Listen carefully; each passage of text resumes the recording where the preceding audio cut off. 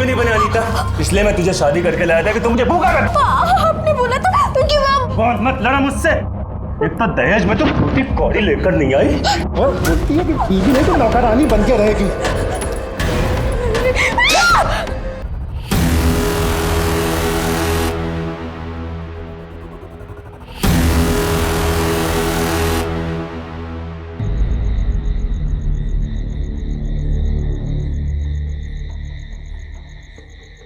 भैया एक कड़क चाय, मैं भी आता हूँ। ठीक है।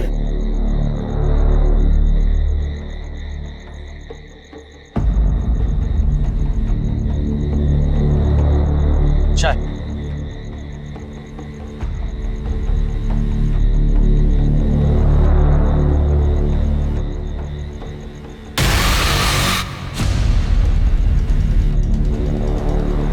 दादा 2 मिनट पहले मैंने यहाँ बाइक खड़ी कर दी, कहाँ गई? मुझे नहीं पता, मेरा ध्यान नहीं था।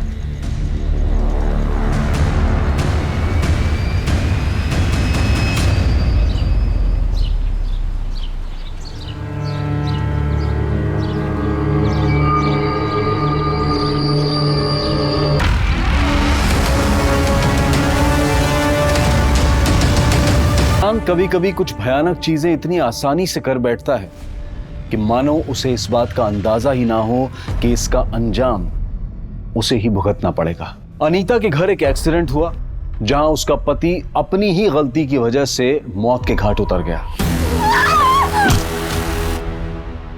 एक तरफ यह हादसा हुआ और वहीं दूसरी तरफ एक दिल दहला देने वाली घटना जहां 2 लाशें तो मिली लेकिन उनके सर बड़ी बेरहमी से काट दिए गए थे। ऐसे ही दिल दहला देने वाले और दिमाग को उलझा देने वाले क्राइम पेट्रोल सतर्क के आज के केस में मैं अनूप सोनी आपका स्वागत करता हूं।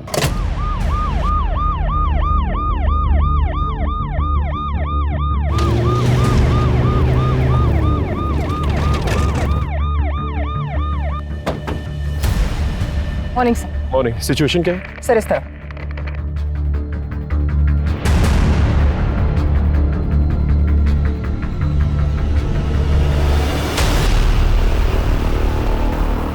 कुछ आइडेंटिफिकेशन मिली? किसकी बॉडीज है? सर हम पता करने की कोशिश कर रहे हैं। कंप्लेंट किसने की? जी हमने तो बस इतना ही देखा था, तो घबरा के हमने अपने पति को बताया तो उन्होंने आप लोग को बुला लिया। और किसी को भी आते जाते नहीं देखा? जी नहीं। ये जगह किसकी है? ये वो सनी सिंह साहब की। ठीक है, आप जा सकते। यादव, इस सनी सिंह के बारे में पता करो और इन बॉडीज के कटे हुए सरों को जल्द से जल्द ढूंढो। इस पूरे एरिया को छान मारो, देखो कुछ और मिलता है कि नहीं। जी सर।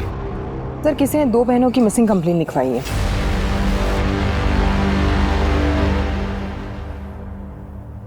सर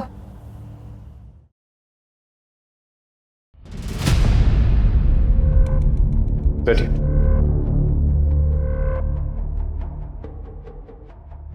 आप ही ने मिसिंग कंप्लेंट दर्ज करवाई थी? जी सर ये दोनों हमारी बहनें हैं, चारू और माला। सुबह से पता नहीं कहाँ गायब है। हम जब इनके घर पर गए तो दरवाजा अंदर से बंद था। माला, चारू, अरे अब तक सो रही हो क्या तुम दोनों? दरवाजा खोलो भाई। माला,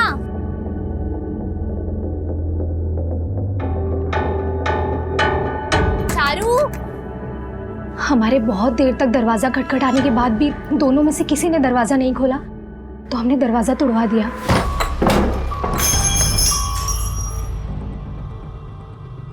चारू, माला, चारू, माला।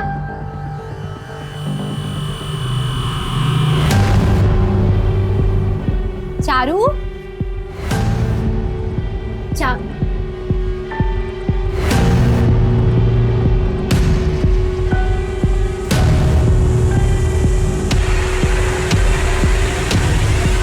जब हम अंदर गए तो अंदर कोई भी नहीं था। हम लोग आज शहर जाने वाले थे खरीदारी करने के लिए, पर पता नहीं दोनों कहाँ चली गई। आप आइए हमारे साथ।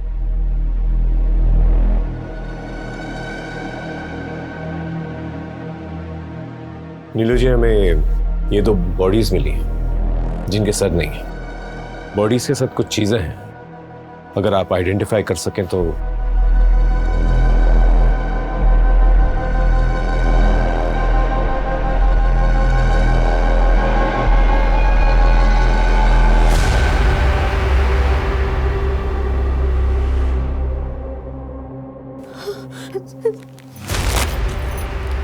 सर ये तो मेरी बहनों के।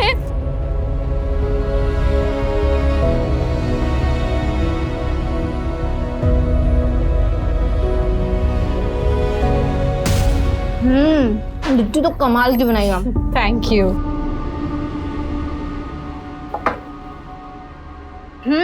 आ गई मैडम, ये लो अब फटाफट से नाश्ता कर लो, फिर मुझे घर के लिए भी निकलना है। ये लो। अब देखो महारानी के नखरे कैसे शुरू होंगे। चारू दी, इस बार ना वो हल्दी वाला दूध मत देना।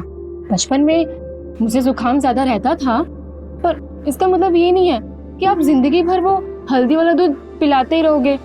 अच्छा तो मैडम क्या पियेंगी आप? शहर में मिलता है ना चॉकलेट, क्या बोलते हैं उसको? Hot chocolate. अच्छा, हॉट चॉकलेट। तुझे बड़ा पता है हॉट चॉकलेट के बारे में? किसके साथ पीने गई थी? किसी के भी साथ नहीं। और क्या आप लोग किसी के साथ जाओगे तब मालूम पड़ेगा। ऐसा ना कुछ नहीं होता है। याद रखना, वकीलों से ज्यादा देर तक सच छुप नहीं सकता।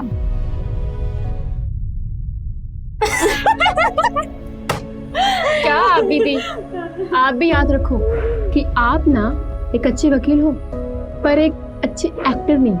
तो आप भी याद रखो कि आप भी अच्छी एक्टर नहीं हो। जब किसी के साथ डेट शेट पे जाओ ना तो नीरू दीदी सामने से ना आके बताऊंगी। गुड, चल अब ये फाइल चेक कर, तब तक मैं तेरे लिए हल्दी वाला दूध लेके आती हूँ। नहीं।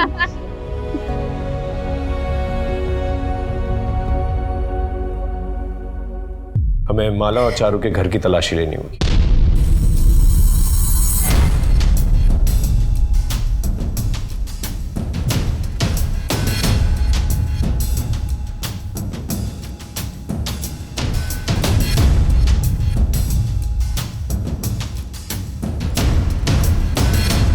सुमन, लगता है चारू और माला को जबरदस्ती लेकर गए हैं। जिस तरह से सामान बिखरा हुआ है, दोनों ने काफी रेजिस्ट किया होगा अपने आप को बचाने के लिए।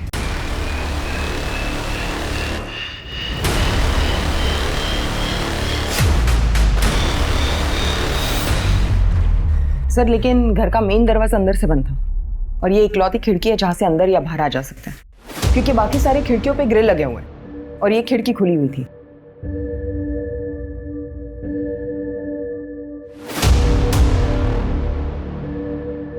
फुटमार्क्स।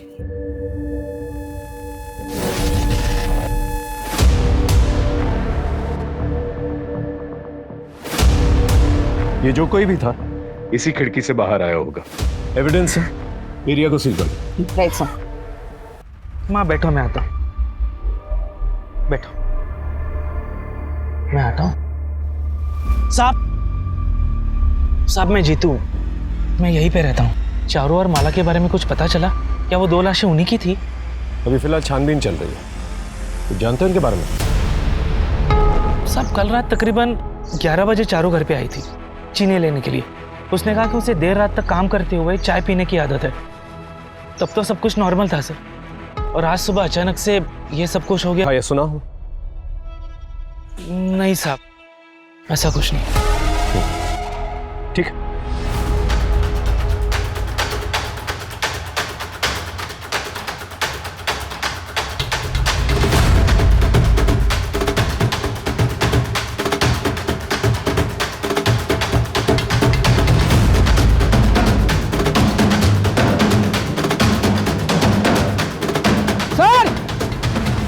ये देखिए यहाँ पर कुछ है।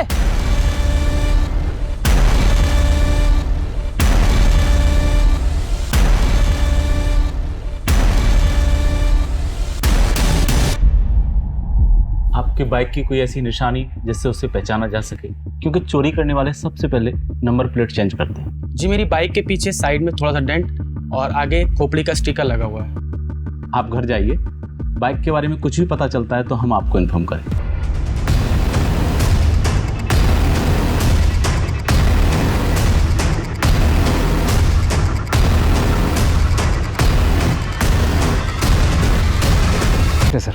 पर यह समझ में नहीं आया कि सिर्फ सिर काट कर क्यों फेंके।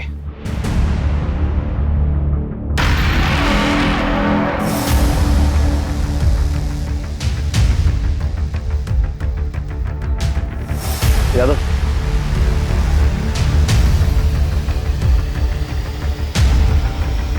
एविडेंस हो सकता है, बैग में डालो। जी सर। लगता है जैसे खूनी दोनों बॉडीज की और भी बॉडी पार्ट्स को काटना चाहते, काफी गहरे हैं, एज इफ उन्होंने हाथ काटना ऑलमोस्ट मैनेज कर लिया। और वो जो दूसरी वाली बॉडी है ना, उसकी थाई पे बहुत ज्यादा वार किया गया। ऐसा लगता है जैसे खूनी उन्हें काटना तो चाहता था, लेकिन शायद हथियार उतना शार्प नहीं रहा होगा। अगर किलर बॉडी पार्ट्स काटना चाहता था तो उसने अपना काम अधूरा क्यों छोड़ दिया? कुछ तो जरूर हुआ होगा वहां। सर, मैंने गांव में दोनों बहनों के बारे में पूछताछ की। काफी क्रांतिकारी थी दोनों। गांव में बहुत सारे लोगों पे केस किए थे उन्होंने, लेकिन गरीब लोग के लिए फ्री में लड़ती थी। काफी लोग परेशान थे उन दोनों से। अब तो काफी दुश्मन हुए दोनों। इन सारे केसेस की लिस्ट निकाल। जी सर। सर, मैं अंदर आ सकती हूँ? आइए, बैठिए। मुझे तो अभी तक इस बात का यकीन नहीं हो रहा है कि कोई मेरी बहनों के साथ ऐसा कर सकता है। सर, वैसे मुझे एक आदमी पे थोड़ा सा शक है, सोचा आपको बता दूं। खुल के बताइए। सर, वो चारू का पति ब्रिजेश, वैसे ये दोनों साथ नहीं रहते थे, पर इनका डिवोर्स भी नहीं हुआ था। ब्रिजेश किसी भी हाल में डिवोर्स देने के लिए तैयार नहीं था। चारू अपना केस खुद ही लड़ रही थी। मैं अपने हक के पैसे लेके रहूंगी ब्रिजेश। पर तुझे किसने बोल दिया मैं तुझे डिवोर्स दे दूंगा? आज तक मेरे पैसों पे पलने वाली आज मुझे ही ऐड दिखा रही है। अपनी लिमिट क्रॉस मत करो ब्रिजेश। नहीं तो क्या करेंगे? हाँ, क्या? एक और बार हाथ उठाया ना तो पूरा मोहल्ला इकट्ठा करूंगी। तुम्हारे वजह से मेरी जिंदगी बर्बाद हुई है, समझे? हाँ, इन्हें एक आध बार उसे चांटा मारा होगा, पर इसका ये मतलब नहीं है कि मैं उसका खून कर सकता हूँ। मैं आज भी उससे उतना ही प्यार करता हूँ। उसके साथ किसी ने ऐसा किया ये सोच के भी मेरा खून खौलता है। पता नहीं मैं खुद को कभी माफ कर भी पाऊंगा या नहीं। कल रात को आप कहाँ? कल रात को मैं अपने शहर वाले अपार्टमेंट में था, सफाई करवाने गया था। लेट हो गया तो वहीं रुक गया। वैसे ब्रिजेश जी, ये चश्मा हमें घर के बाहर में कहीं आपका तो नहीं? नहीं सर, ये मेरा नहीं है। ठीक है, जब तक इन्वेस्टिगेशन खत्म नहीं हो जाती आप कहीं शहर के बाहर नहीं जाएंगे।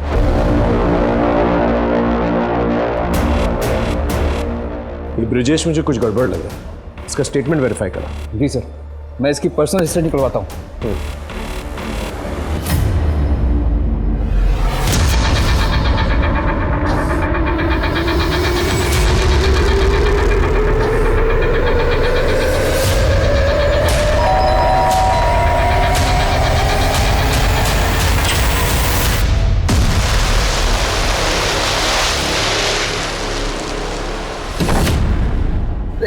जिगर, मम्मी पापा कहाँ हैं? वो 2-3 दिन के लिए चाचा के घर पे गए। लेकिन हुआ क्या है दीदी? जिगर, अजीत मुझे दारू के नशे में बहुत मार रहा था। उसके हाथ में चाकू था। मार डालूंगा मैं।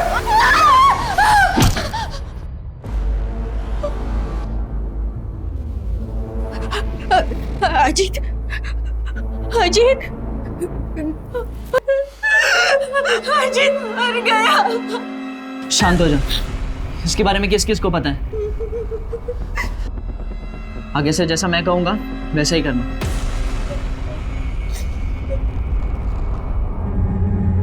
एक तरफ अनीता थी जिससे गलती से अपने पति अजीत की हत्या हो गई थी,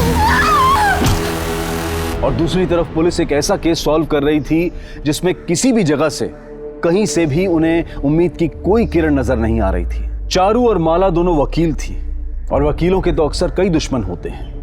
ऐसे में पुलिस उनके कातिल तक पहुंचे भी तो कैसे?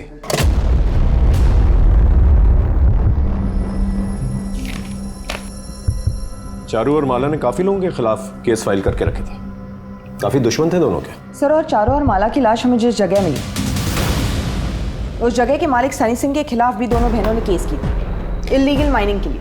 एक एनजीओ की तरफ से सनी सिंह के खिलाफ केस लड़ रही थी। उठा के लेके आओ सनी सिंह को। सर, मैं सनी सिंह से मिलने के लिए गई थी, लेकिन वहाँ जाके पता चला कि वो काफ़ी दिनों से दिल्ली गया हुआ है। मैंने उसे कॉल करके इन 2 मर्डर्स के बारे में पूछताछ की, लेकिन उसका कहना है कि उसका इस मर्डर से कोई लेना देना नहीं। इनफैक्ट जो केस एनजीओ ने किया था वो भी एनजीओ वापस ले रहा है क्योंकि सारा काम लीगली चल रहा है। लेकिन फिर भी उससे कहो केस के सिलसिले में मिलना बहुत जरूरी, जितनी जल्दी हो सके वापस आए। सर, जिस रात चारू और माला की हत्या हुई थी उस रात चारू का पति ब्रिजेश अपने शहर वाले मकान पर ही था। हमने उस अपार्टमेंट के वॉचमैन और पड़ोसी से भी वेरीफाई किया है। सर, ये एक और नई फाइल मिली है। चारू और माला एक और केस लड़ रही थी किसी निर्मला जनरल स्टोर्स के खिलाफ। दुकानदार का नाम है सुखीलाल। किसी दीनू नाम के आदमी के लिए केस लड़ रही थी। एक काम कर, चारू और माला जिन जिन लोगों के खिलाफ केस लड़ रही थी उनकी एक लिस्ट बनाओ, एक एक करके सबसे मिलते हैं। शुरुआत इस निर्मला जनरल स्टोर से करते हैं। दीनू को फोन करके कहो कि दुकान के पास आकर मिले। जी सर। जी साहब, हमने सुखीलाल पे केस किया था और साहब इसी वजह से एक दिन चारू दीदी, माला दीदी और सुखीलाल के बीच में काफी नोकझोंक भी हो गई थी। आप ऐसे कैसे सरकारी राशन ऊंचे दाम में बेच सकते हैं? राशन ब्लैक करना जुर्म है, आपको पता है ना? ऐसे में तो गरीब इंसान भूखा ही मरेगा ना। मेरी दुकान, मेरा सामान, मैं सामान ब्लैक में बेचूं या व्हाइट में? सेटलमेंट करो और खत्म करो इसे। सेटलमेंट करने से तुम्हारी नीयत नहीं बदलेगी। इस बार तैयार रहना इस केस को हारने के लिए। अरे इससे घटिया आदमी हम आज तक नहीं देखे। चुप कर, तो समझा? लेडीज है इसलिए कुछ नहीं बोल रहा, वरना तुझे तो मैं अपनी भाषा में समझाता। धमकी किसको दे रहे हैं आप? अब तो आप देखिए सुखीलाल जी, अब तो ना आपको दिन में तारे दिखा के छोड़ेंगे हम। पर मेहरबानी करके आप हमारा नाम मत लेना साहब, वरना ये सुखीलाल पता नहीं हमारा क्या असर करेगा। तुम घबराओ मत, जा सकते हो। जी साहब। साहब मैं छोटा मोटा घपला कर सकता हूँ धंधे में, लेकिन किसी का खून नहीं। हाँ, वो उस दिन कोर्ट के बाहर हमारा झगड़ा जरूर हुआ था, वो बात ही नहीं मान रहे थे। छोटी मोटी नोकझोंक तो लगी रहती है, उतनी सी बात के लिए किसी का खून, उनके जाने का दुख तो हमें भी है साहब। ठीक है, दोबारा जरूरत पड़ेगी तो पुलिस स्टेशन बुलाएंगे। जी, कभी भी बुलाइए। थोड़े चने मिल सकता है?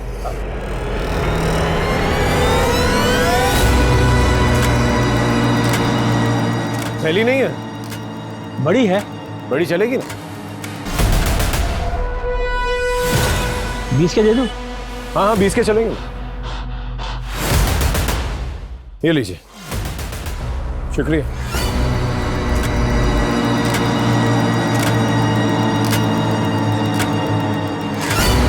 एक मिनट रुक। यादव, ये ज्वेलरी शॉप के ऊपर सीसीटीवी कैमरा है और यहीं आसपास चारू और माला का घर भी। इसकी फुटेज निकालो। जी सर। सुमन, लिस्ट में नेक्स्ट कौन है जिनके खिलाफ चारू और माला केस लड़ रही थी? सर, सोमा नाम का एक किसान है जिसके ऊपर कलावती ने केस किया था। चारू और माला उनकी वकील थी। चलो मिलते हैं।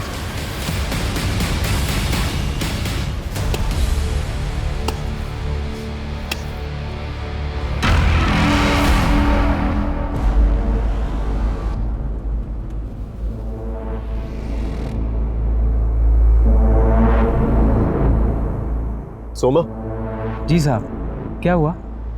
फोन हुआ चारू और माला का। जानते थे उन्हें? कल रात कहाँ थे? साहब मैं झूठ नहीं बोलूँगा, कल रात में गया था उनसे मिलने। डिटेल में बताओ।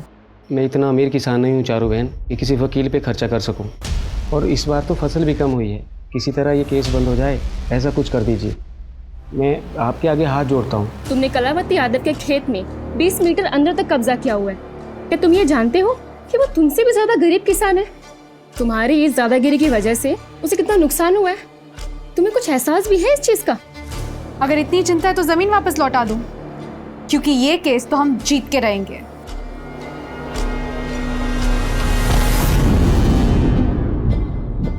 फिर मैं वापिस घर चला आया। आप सुनार की दुकान के चौकीदार अल्ताफ से भी बात कर सकते हैं, वो पूरी रात वहीं रहता है। मैंने वापस आती बार उससे बात भी की थी।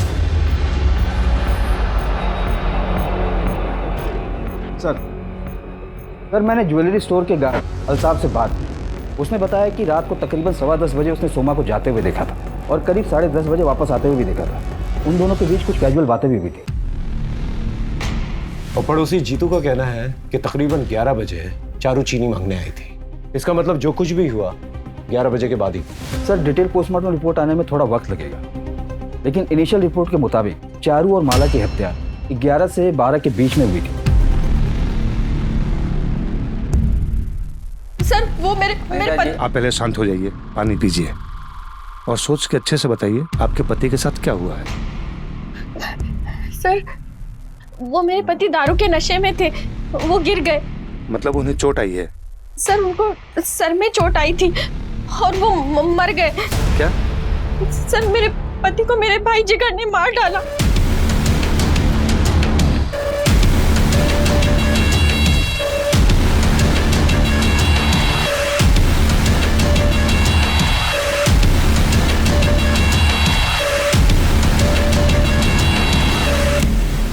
सर कहिए। मुझे आपसे माला के बारे में कुछ बात करनी थी। कहिए। मैं माला की दोस्त हूँ।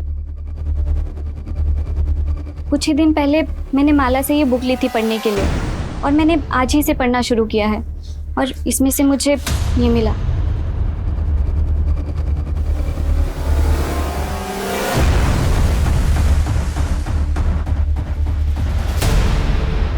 इसकी शर्ट पे किसी कंपनी का लोगो है, पता करो कौन सी कंपनी। सर माला मेरी बहुत ही अच्छी दोस्त थी, लेकिन उसने मुझे कभी भी इस लड़के के बारे में नहीं बताया। इस इंफॉर्मेशन के लिए शुक्रिया, थैंक यू सो मच। इस पारस के बारे में पता कर, उठा के लेकर वैसे। जी सर।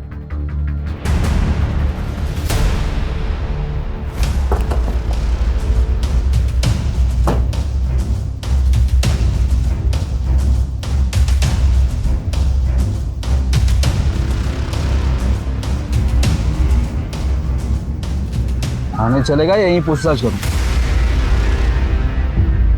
भागने की कोशिश भी मत करना, बहुत बुरा हाल करूं। चुपचाप गाड़ी में बैठ। चल ले चलो। ये सब नाटक यहाँ नहीं चलेगा। माला के साथ क्या रिश्ता था तेरा? सर मैं माला से बहुत प्यार करता था।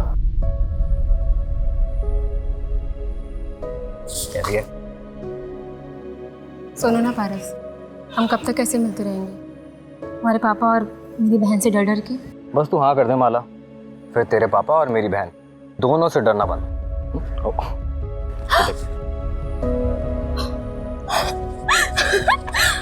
असली डायमंड है। असली डायमंड तो तू है। जिससे इतना प्यार करते थे उसका खून हो जाता है, उसकी खबर तक नहीं लेनी चाहिए।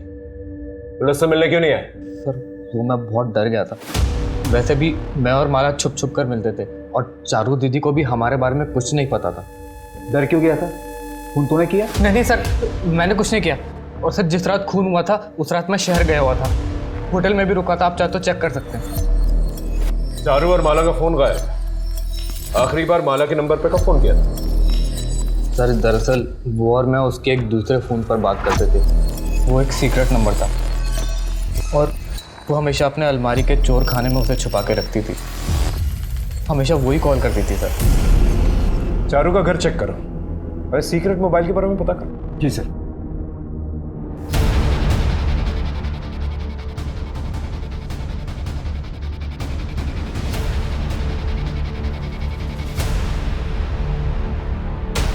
कवर्ड में सीक्रेट ड्रॉवर था, उसमें से मिला। इसमें तो सिर्फ पारस के मैसेजेस और एक अननोन नंबर से मैसेजेस और कॉल्स हैं। सर मुझे लगता है कोई लड़का माला को परेशान करता था और माला ने बहुत ही स्ट्रिक्ट वार्निंग दी थी उसे मैसेज के थ्रू। फिर भी उस लड़के ने माला से फ्लर्ट करना बंद नहीं किया था। लेकिन ये नंबर तो सिर्फ पारस के पास था। सर फॉरेंसिक लैब से फोन आया था, हमें उनसे मिलने के लिए जाना होगा। आइए सीधा मुद्दे पे आता हूँ। आपने मुझे जो सुखीलाल की दुकान से बैग लाकर दी थी मैच कराने के लिए, उसके बारे में है। और रिपोर्ट ये है कि जिस सुखीलाल की दुकान वाली बैग दोनों आपस में मैच कर रही है। ये देखिए, उन दोनों बैग्स को मैंने हाई इंटेंसिटी एक्सरे बीम से मैच करा कर देखा। दोनों सैंपल वर्चुअली आइडेंटिकल हैं। और हाँ, दूसरी इंपॉर्टेंट बात यह है कि चारू की खिड़की के बाहर जो हमें शू प्रिंट्स मिले थे, उसके ग्रिप के डिजाइन में फर्क है। माइनर डिफरेंस है, बट है। ये तभी हो सकता है जब मोची से ठीक करवाते वक्त ये टैंपर हुआ या फिर ये बुरी तरह से घिस गया। तो इस एरिया के जितने भी मोची हैं उनसे पूछताछ कर। और ये पारस और माला जिस नंबर से सीक्रेटली बातचीत किया करते थे, पता करो ये नंबर और किस किस के पास है, और इस पारस पे नजर रख, इसकी हिस्ट्री निकाल। Okay right sir. और यादव सर, सबसे पहले सुखीलाल से मिलता है।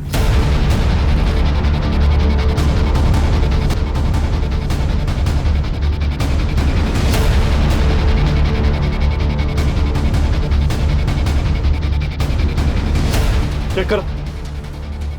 क्या हुआ साहब? क्या ढूंढ रहे हो साहब? अरे साहब, किराने की दुकान है ये, खाने पीने के सामान के अलावा और कुछ नहीं मिलेगा यहाँ पर। अभी पता चल जाएगा। सर ये देखिए, क्लोरोफॉर्म। क्लोरोफॉर्म भी बेचते हो? गाड़ी में बिठाओ उसे, लेके आओ। चल साहब, मैं सच कह रहा हूँ, मैंने कुछ नहीं किया। ये ऐसे नहीं बोलेगा, इसकी अच्छी तरह से खातिरदारी करो जब तक ये सच ना उगले। साहब सर पूरी एरिया में सिर्फ 3 मोची से पूछताछ की तो एक बात पता चली। क्या? सर ये जो जीतू शुक्ला है, चारू का नेबर, जिसने हमें बताया था कि चारू उसके घर पे रात के 11 बजे गई थी चीनी लेने के लिए। उसने अपने जूते रिपेयर करवाए थे 2 दिन पहले। इस जीतू की छानबीन कर। जी सर। सर एक और बात, दोनों बहनों की कॉल रिकॉर्ड्स आ गई। मैंने चेक किया तो पता चला कि माला को अल्ताफ मैसेजेस करके परेशान करता था। अल्ताफ को? वो ज्वेलरी शॉप वाला वॉचमैन? जी सर। हाँ साहब, मैं उसको मैसेजेस करता था क्योंकि मुझे वो बहुत पसंद थी। मैं उसको बहुत प्यार करता था साहब। मैं उसको नहीं मार सकता।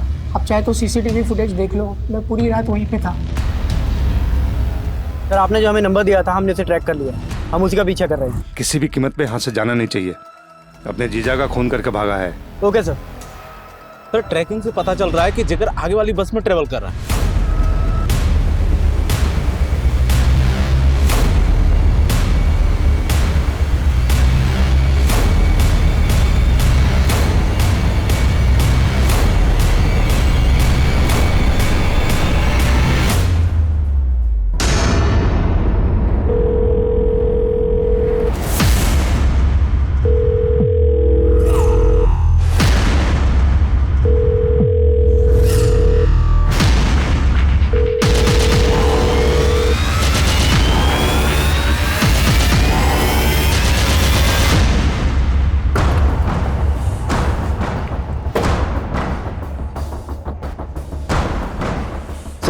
जीतू शुक्ला के पीछे मैंने एक इन्फॉर्मर लगा रखा था। उसने इन्फॉर्मेशन दी कि जीतू शुक्ला की एक एक्स वाइफ और एक बच्चा, उसका बच्चा उसकी एक्स वाइफ की कस्टडी में, और जीतू ने अपने एक्स वाइफ के खिलाफ कंप्लेन फाइल की ताकि वो अपने बच्चे की कस्टडी ले सके। लेकिन इस केस का हमारे केस से क्या लेना देना? सर मेरे इन्फॉर्मर ने जीतू के पड़ोसियों से बात की तो पता चला कि जीतू की वाइफ का केस चारू और माला लड़ रही थी, और जीतू की वाइफ के घर चारू और माला का काफी आना जाना।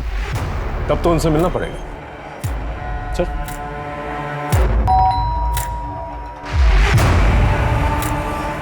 आपसे कुछ पूछताछ करनी थी। क्या तुम्हें पता था कि चारू और माला तुम्हारे खिलाफ केस लड़ने वाली थी? जी सब पता था। मेरा उनके साथ झगड़ा भी हुआ था। क्या करने आए हो तुम यहाँ? तुमसे मतलब है तुम अपनी बीवी को गलत सलत दवाइयाँ खिला के उसको बनाना चाहते हो ना? पर मैं ऐसा होने नहीं दूंगी। देखता हूँ मुझे कौन रोकता है। मैं अपने बेटे की कस्टडी लेके रहूंगा। मैं भी देखती हूँ तुम ये केस कैसे जीतते हो। चलो। मानता हूँ साहब की मुझसे गलती हुई, लेकिन ये सब मैंने अपने बेटे के लिए किया। साहब मैं अपने बेटे के साथ प्यार से शांति से जिंदगी जीना चाहता हूँ। मैं क्यों ऐसा करूंगा? सर ये सारे जूते ले जाता हूँ, फॉरेंसिक लैब में भेज देंगे प्रिंट मैच के लिए। जीतू कहीं जाना मत, तुम्हें थाने कभी भी बुला सकता।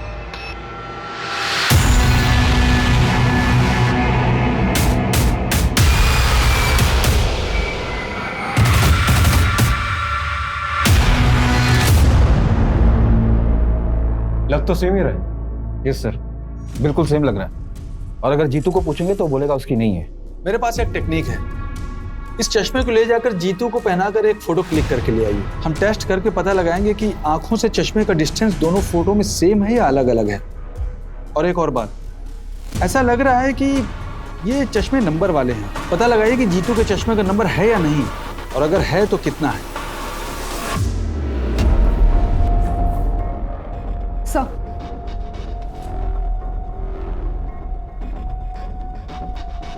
सर रात को 10:15 बजे सोमा यहाँ से गुजरता है और फिर 10:30 बजे वापस आता है। सर फिर कुछ देर अल्ताफ से बात करते हैं। ये अल्ताफ है, इसने ठंड के मारे शॉल ओढ़ी हुई है। थोड़ा फॉरवर्ड कर, थोड़ा पीछे, एक मिनट यहाँ पॉज।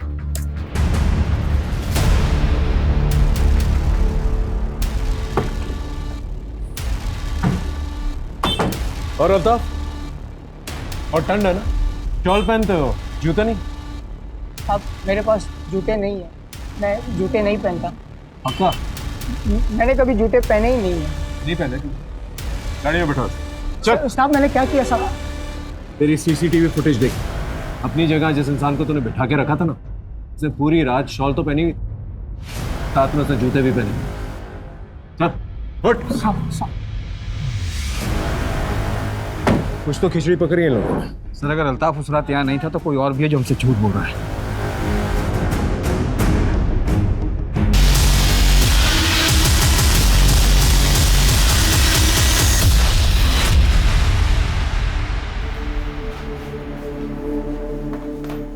अनीता जी, और कितना झूठ बोलेंगी आप? सर मैं कुछ समझी नहीं।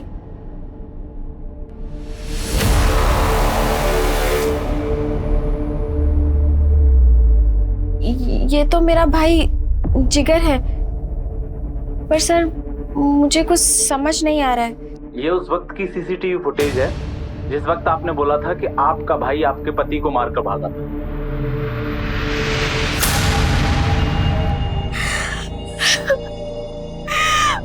मैं सब सच बताती हूँ सर, सच बताती हूँ। मार डालूंगा मैं।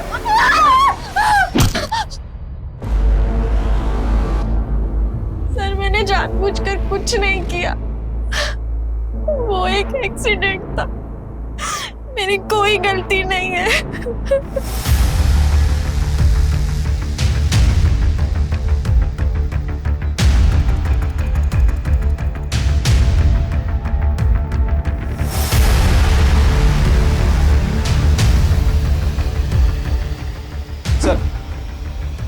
सर फॉरेंसिक रिपोर्ट आ गई।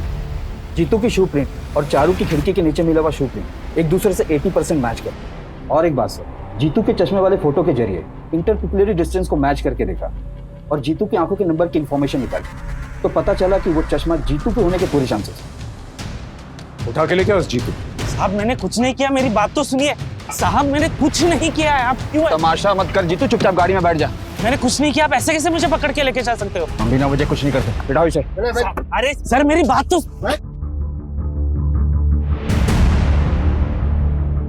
ये बाइक चेक करो, नंबर वही है।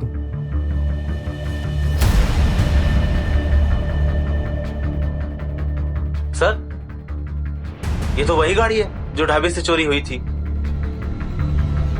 बाइक तो मिल गया, लेकिन इसे चोरी करके यहाँ रखा किसने? पास देखो, कहीं कोई सीसीटीवी फुटेज है?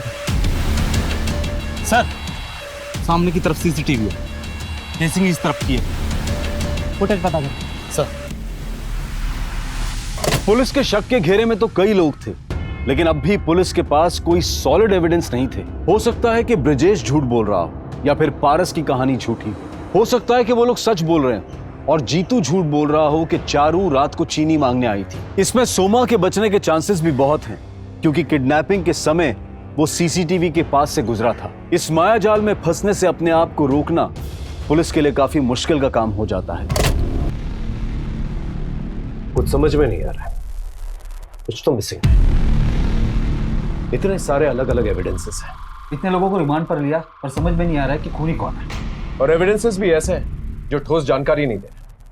अगर कातिल पकड़ा भी जाता है और हमारे पास उसके खिलाफ कोई सबूत नहीं हुआ तो इन एविडेंसेस की बिना पे वो छूट जाएगा, अनलेस वो खुद ही कबूल कर ले कि खून उसने किया। और सिर्फ इतने ही लोग नहीं, पारस और ब्रजेश भी शक के दायरे में आते हैं, क्योंकि ब्रजेश चारू और पारस माला का मिस्टीरियस रिलेशनशिप था।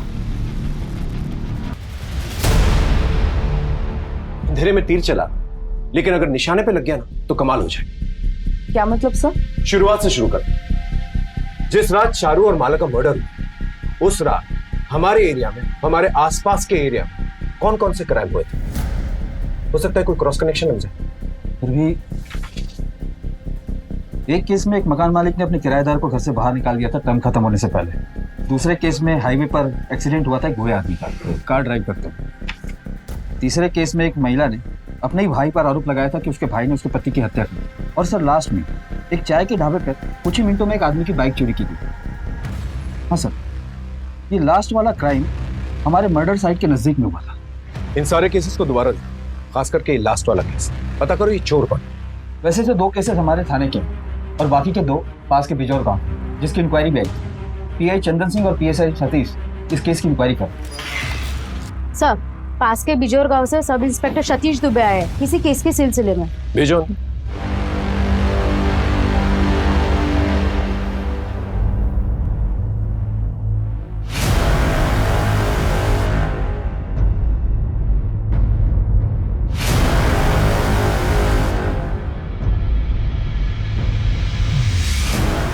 ये फुटेज आपको कब मिली? सर अभी थोड़ी देर पहले। इस दूसरी बाइक का नंबर पता करो और ये भी पता करो ये रहता क्या। सर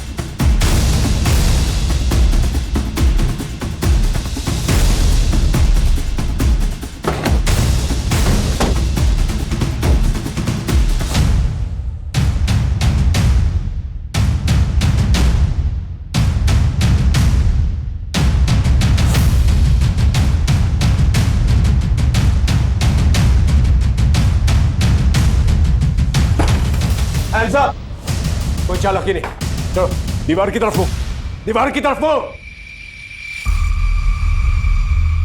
सर ये तो वही लड़का है जिगर, अंकिता के केस में हमें इसकी तलाश है। ये देख, यही है। जी सर।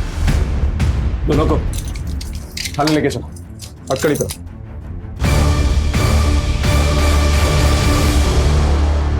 क्या अनीता के केस का इन दोनों बहनों के केस से कोई संबंध था, या फिर ये सिर्फ एक इत्तेफाक था कि ये दोनों केसेस जुड़ने वाले थे? पुलिस इन केसेस को सुलझाने में लगी थी, पर क्या कोई चीज इनमें छिपी धुंधली सच्चाई को साफ तौर पर नजर में ला सकती थी? दोनों केसेस की छानबीन ऐसे कौन से राज खोलेगी कि जिससे पुलिस की मुश्किल आसान हो सके?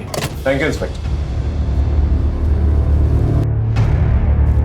देखो, मैंने इंस्पेक्टर चंदन सिंह से बात की।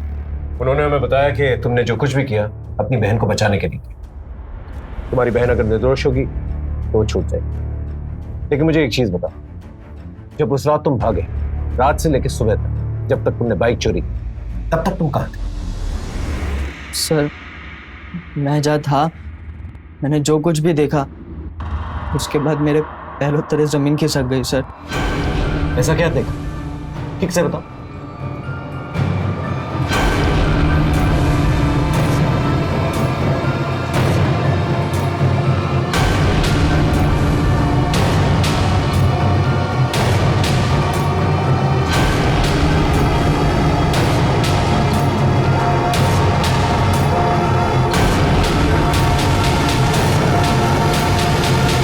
मैं नहीं जानता। 3 लोग थे? नहीं सर, ज्यादा थे।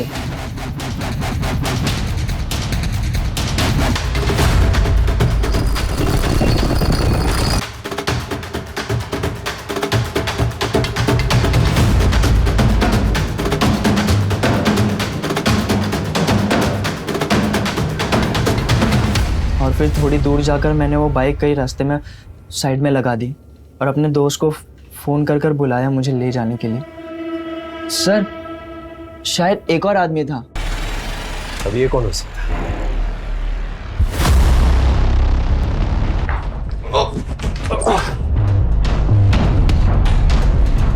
अब सच बताएगा?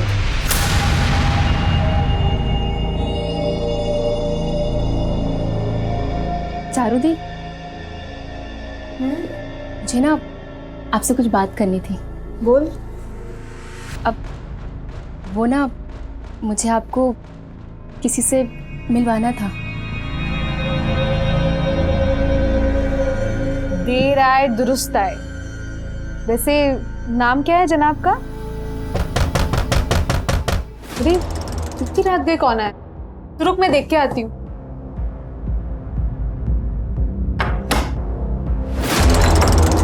जीतू, तुम इतनी रात को यहाँ पे क्या कर रहे हो?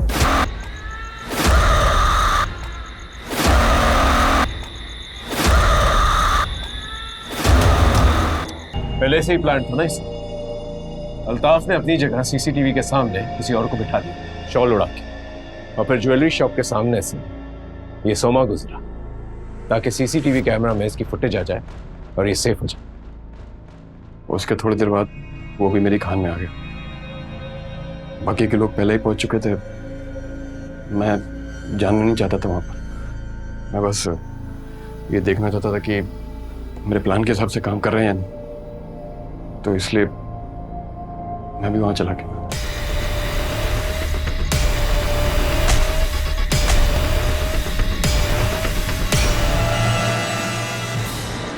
मैं पूरी कोशिश करूंगा तुम लोगों को कड़ी से कड़ी सजा मिले।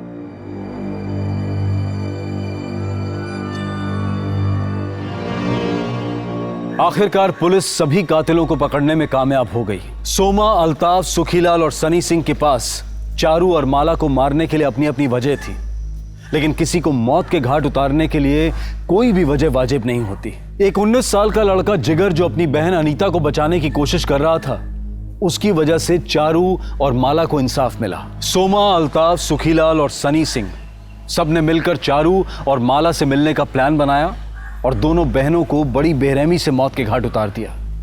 जबकि ये दोनों लड़कियां तो सिर्फ अपना काम कर रही थी। समाज में गंदगी साफ करने वालों के साथ हमेशा इंसाफ नहीं होता। हमें देखना होगा कि हमारे अंदर ऐसा क्या है जो हम इंसानों को इस हद तक गिरा सकता है। अब मैं अनूप सोनी आपसे विदा लेता हूं, फिर मुलाकात होगी क्राइम पेट्रोल सतर्क में एक और नए केस के साथ। जय हिंद।